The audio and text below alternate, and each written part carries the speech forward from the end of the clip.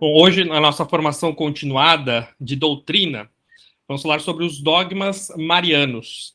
Há muitos séculos, a Igreja dedica o mês de maio a Nossa Senhora. E vamos falar dos dogmas, né? O que são dogmas primeiro? Dogma vem do grego, que significa ensinamento. Então, são os ensinamentos que a Igreja nos traz sobre Nossa Senhora. E são 4 os dogmas marianos: a maternidade divina, a Imaculada Conceição, a virgindade perpétua e a assunção aos céus. Maternidade divina, Imaculada Conceição, virgindade perpétua e assunção aos céus. Vamos falar rapidinho de cada um desses 4. A maternidade divina.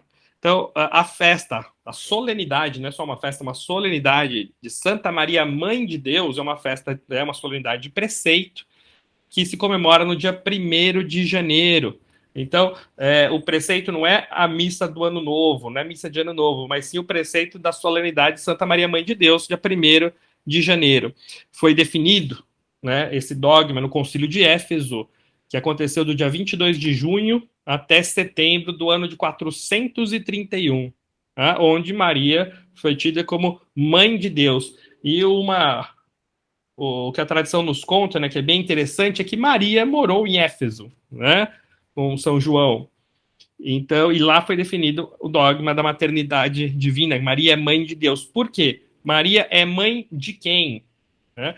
Nós vimos em outro encontro de formação que Cristo tem 2 naturezas em uma única pessoa. Então, Cristo é a natureza humana e a natureza divina, mas é uma só pessoa. É claro que Maria é um ser humano só pode gerar outro ser humano. Você não pergunta para uma mulher, você é mãe do quê? Porque é óbvio que uma mulher só pode ser mãe de um ser humano, né?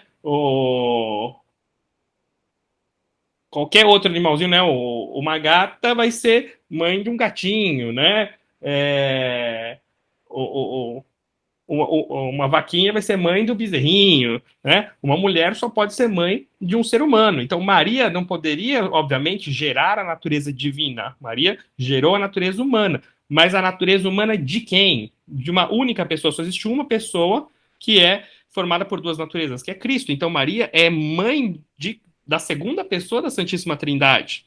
Tá? Maria não apenas gestou Jesus Cristo, mas Maria gerou a sua natureza humana, assim como os nossos pais geram a nossa natureza humana. Então, nós somos gerados, né, com contribuição do pai e da mãe, e Deus infunde a alma.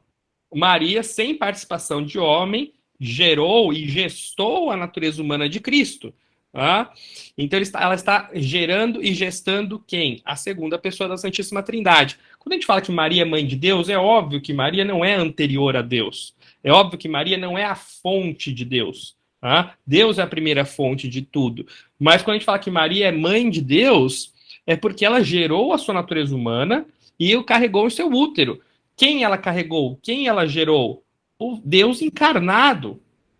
Então, ela só gerou a natureza humana, que pertence à pessoa divina, né? Que é uma única pessoa formada com 2 naturezas. Então, ela gerou e gestou quem?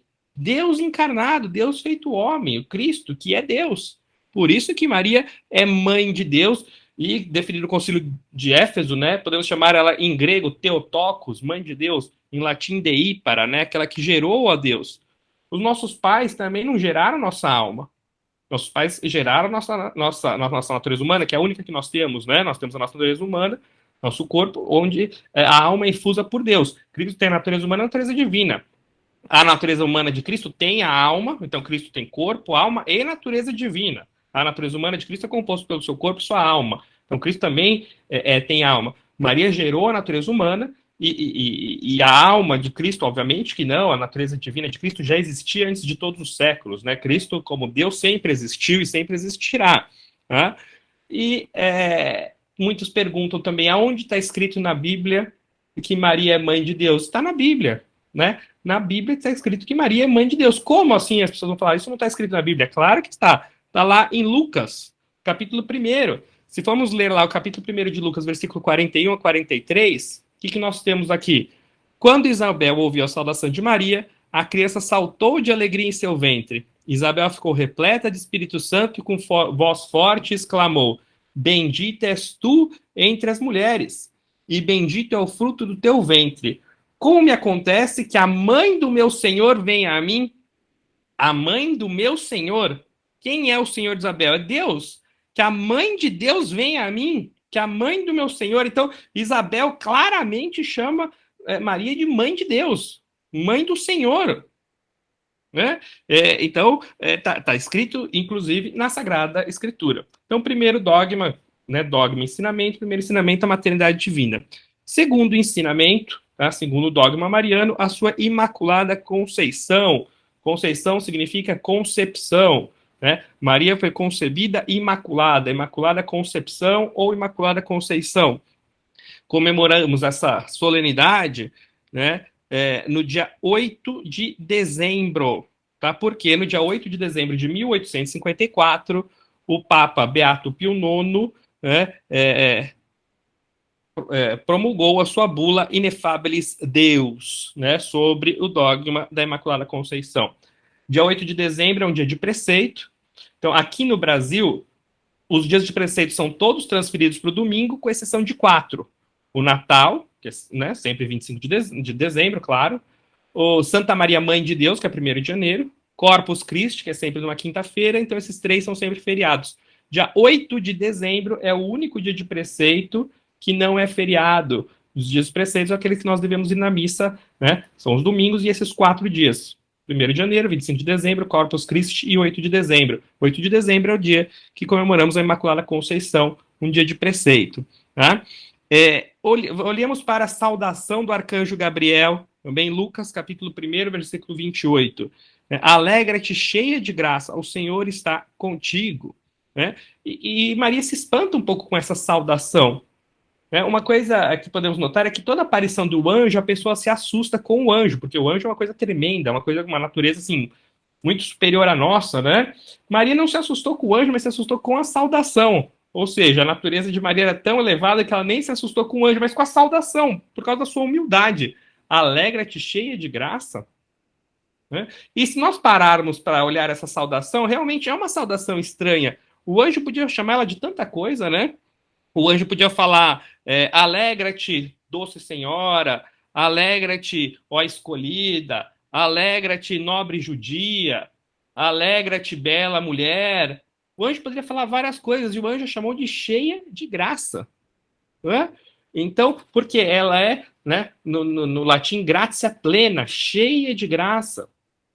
Ela não foi salva do pecado original, mas foi preservada. Tá? Então, Maria não foi salva do pecado, mas preservada. Ah, mas como que Maria foi preservada se quem nos salvou do pecado original foi Cristo? Sim, Maria foi preservada em vista aos méritos de Cristo. Tá? Uma comparação, Cristo nos tirou da lama. Nós estávamos na lama e Cristo nos tirou da lama.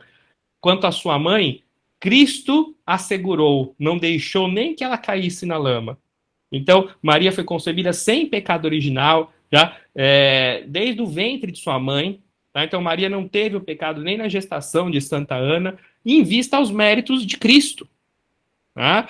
Então, nós temos aqui o Papa São Paulo VI, coloca na Constituição Dogmática Lumen Gentium, remida do modo mais sublime em atenção aos méritos de seu filho. Deus está fora do tempo. Então, Deus, em vista aos méritos de Cristo, né, que Cristo é o próprio Deus, já preservou Maria da mancha do pecado original.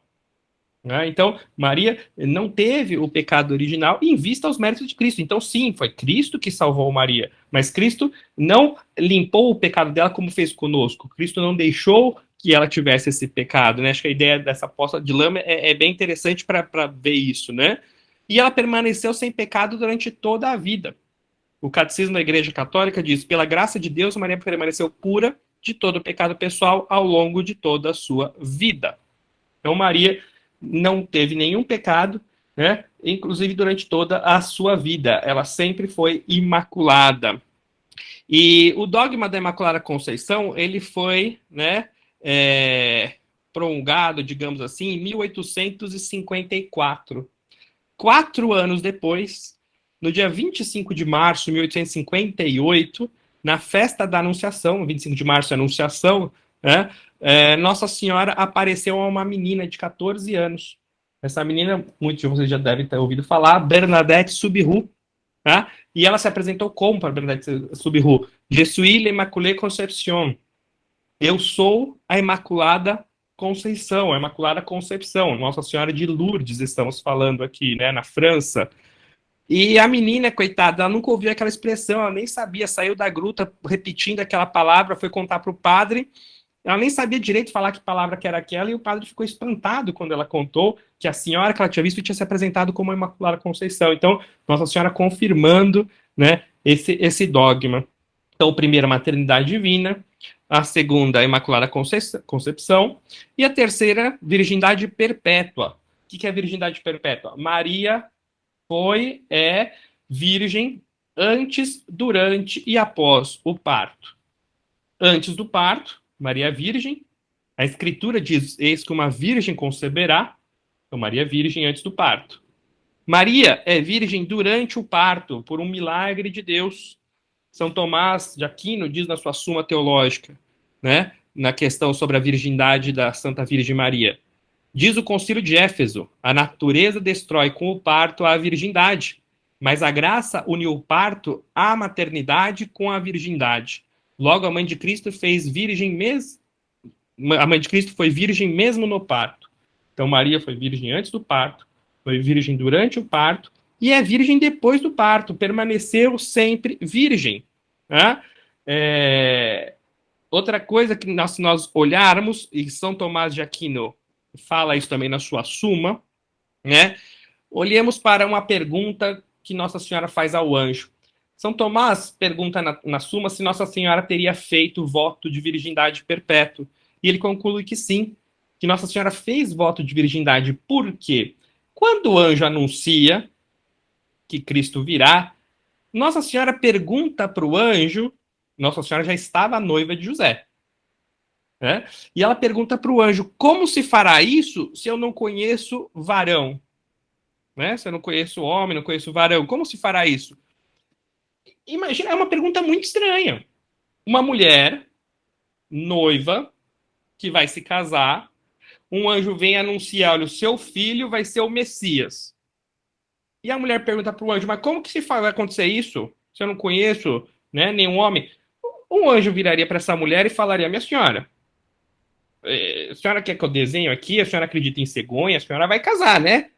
Então a senhora vai casar, né? Não precisa explicar como é que funciona, você, seu marido, noite de núpcias, etc. Vai vir a criança vai ser o Messias, minha senhora. Né? Não precisa explicar isso para a senhora. Seria uma pergunta que não faz sentido. O sentido dessa pergunta, só tem sentido essa pergunta se Maria fez voto de virgindade.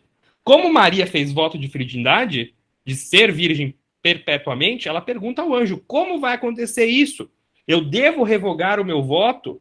Eu devo me deitar com José? O que eu devo fazer? Aí a pergunta tem sentido. Como se fará isso se não conheço o varão? Senhor anjo, com todo respeito, eu fiz voto de castidade aqui, perpétuo, eu vou me casar, mas meu noivo sabe, e agora você está falando que eu vou ter um filho, como é que a gente faz isso? Qual é a resposta do anjo? Não se preocupe, o Espírito descerá sobre ti. Faz todo o sentido essa conversa sobre esse prisma. Né? Por isso que Maria fez voto de virgindade e permaneceu virgem depois do parto também. Agora a conversa faz todo sentido, né? Dessa forma. E aí as pessoas falam: não, mas e os irmãos de Jesus? Porque está escrito na Bíblia. Tem os irmãos de Jesus lá, aparece na Bíblia os irmãos de Jesus. Como é que você explica os irmãos de Jesus? Vamos lá, não sou eu que vou explicar. De novo, o doutor Angélico, São Tomás de Aquino. Né? São Tomás de Aquino fala na sua Suma Teológica: nós pensamos que os irmãos do Senhor não eram filhos de José, mas primos do Salvador, filhos de uma outra Maria, tia dele. São filhos de outra Maria, tia de Jesus. Pois na Escritura há 4 espécies de irmãos. A palavra irmãos é utilizada para 4 tipos, né, de interpretações. Primeiro, né, por natureza, pela raça, pela cognação e pelo afeto.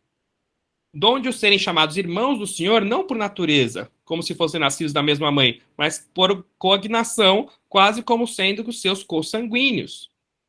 Tá? Então, nós vemos, né, que são parentes de Jesus. Ah, mas não é isso, você está falando. Bom, então vamos estudar a Sagrada Escritura. Se a gente for estudar a Sagrada Escritura, se a gente pegar no Gênesis, capítulo 13, versículo 8, Abrão chama Ló de irmão. No texto hebraico, usa-se a palavra ahin. Na Septuaginta, o texto grego, usa-se a palavra adelphoi. No texto latino, fratris, né? E a gente vê no capítulo 11 que Ló era sobrinho de Abraão, não eram irmãos. E se usa a palavra irmão, mas eles era tio e sobrinho. No mesmo Gênesis, Labão diz a Jacó, né, que são irmãos. Capítulo 29, versículo 15. Mas no versículo 10, né, nós vemos que Jacó era sobrinho de Labão. E usa-se a palavra, no original, ahi, que é o singular de ahin, irmão. Na Septuaginta, no grego, adelfo, que é o singular de adelphoi. Né? Então, irmão. Na Bíblia latina, frater, né? Singular de fratres. Então, se usa a palavra irmão, quando na verdade é sobrinho. Tá?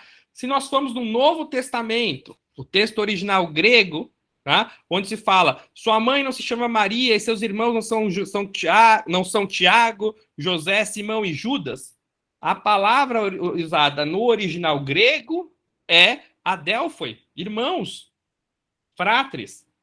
Então é a mesma palavra que está na Septuaginta do Antigo Testamento. Tá? Então não significa irmão de sangue. Quando ele está falando assim, desses Tiago, José, Simão e Judas. Tá? Se a gente for no Atos dos Apóstolos, capítulo 2, versículo 15 a 16, naqueles dias estavam reunidos um grupo de mais ou menos 125 pessoas. Pedro levantou-se no meio dos irmãos e disse, irmãos, era necessário que se cumprisse. Então Pedro chama 125 pessoas de irmãos. No original, adelphoi, fratres. Agora, todos eles são irmãos de Pedro? São filhos da mesma mãe? 125 pessoas? São Paulo na carta aos Gálatas. Irmãos, no caso de alguém ser surpreendido numa falta, então São Paulo está escrevendo aos Gálatas, chama de irmãos, chama de adelphoi, em grego, fratres. Percebam como a palavra adelphoi é utilizada várias vezes na Escritura, no Antigo e no Novo Testamento, significando parentes, significando irmãos da mesma fé, como ainda muitas denominações se chamam de irmãos e não são filhos da mesma mãe. E se a gente for olhar, né, para esses chamados irmãos de Jesus, um deles aqui é Tiago, que era um apóstolo. Estudando o Novo Testamento, nós sabemos que existiram dois Tiagos, Tiago Maior e Tiago Menor. Tiago Maior era irmão de São João, filho de Zebedeu e da mulher que aparece no capítulo 20 de Mateus pedindo para que Tiago e João se sentassem lado a lado de Jesus. Então a mulher, a mãe, aparece falando com Jesus, e não era Maria, não era Nossa Senhora. Tiago Menor era irmão de Judas Tadeu, que era filho de Alfeu e Maria de Cleofas. Então esse Tiago era primo de Jesus, porque Maria de Cleofas, né, ela era irmã de Maria. Então, esse Tiago, chamado de irmão, era primo de Jesus. Tá? Então, gente, hoje, usar essa passagem dos irmãos de Jesus, dizendo que Maria não foi virgem, só existem duas explicações. Ou é ignorância bíblica, ou é maldade. Tá? Então, assim, é falta de estudo da palavra, ou é maldade. Tá? Só dizer que essas passagens são irmãos de Jesus. Então, Maria e sempre foi virgem antes, durante e após o parto. Os 4 dogmas: maternidade divina, Imaculada Conceição, virgindade perpétua e o último, Assunção aos céus. A Assunção de Maria, comemorada no dia 15 de agosto, transferida para o domingo, né, essa festa. E nós temos a Constituição Apostólica Munificentibus Deus, de 1º de novembro de 1950, do Papa Pio XII. A Assunção é diferente de ascensão. Cristo, né, nós comemoramos a ascensão de Cristo. Cristo subiu aos céus pelo próprio poder. Maria foi assunta, a assunção, ela foi elevada pelo poder de Deus, tá? Não sabemos se Maria morreu ou não, tá? Alguns teólogos falam que Maria morreu, tá? E depois, né, ressuscitou e subiu aos céus. Outros que ela dormiu, então se comemora a dormição e foi elevada aos céus. O caso é, morrendo ou não, o corpo não sofreu nenhum tipo de corrupção e subiu aos céus e está em corpo glorioso, viva nos céus, assim como seu filho, tá? A tradição mais antiga, né, afirma que Maria morreu e o seu sepulcro se encontra em Jerusalém, né, no lugar onde teria morrido. Tá? Outros teólogos afirmam que Maria dormiu. Tá? Isso não é de fé, existe uma discussão teológica, mas o fato é Maria, seu corpo é, encontrou-se incorrupto depois da sua morte ou da sua dormição e subiu aos céus, está viva nos céus em corpo glorioso. Tá? Então, esses são os 4 dogmas marianos: maternidade divina, a Imaculada Conceição, virgindade perpétua e a Assunção de Maria. E Maria é o caminho que nos leva a Jesus. Eu queria terminar lendo uma passagem do livro que é fantástico, de São Luís Maria Grignon de Montfort, que é o Tratado da Verdadeira Devoção à Santíssima Virgem Maria. São Luís coloca assim: Jesus Cristo, nosso Salvador, verdadeiro Deus e verdadeiro homem, deve ser o fim último de todas as devoções, que de outro modo seriam falsas e enganadoras. Deus não constituiu outro fundamento da nossa salvação, perfeição e glória, senão Jesus Cristo. Todo edifício que não estiver erguido sobre essa pedra firme será construído sobre areia movediça, e mais cedo ou mais tarde acabará infalivelmente por cair. Ele está falando aqui, a nossa devoção é Cristo. Toda devoção deve apontar para Cristo. Ele é o fundamento de tudo. Senão a devoção, qualquer devoção que não levasse a Cristo seria enganosa. Ele continua: se, pois, nós estabelecemos a sólida devoção da Santíssima Virgem, não será senão para mais perfeitamente estabelecer a de Jesus Cristo e para dar às almas um meio fácil e seguro de encontrar Jesus Cristo. Se a devoção à Santíssima Virgem afastasse de Jesus, deveríamos repeli-la como uma ilusão do demônio. Mas muito pelo contrário, como já o fiz ver e voltarei a mostrar mais adiante, essa devoção é-nos indispensável para encontrar perfeitamente Jesus Cristo, para o amarmos ternamente e servirmos com fidelidade.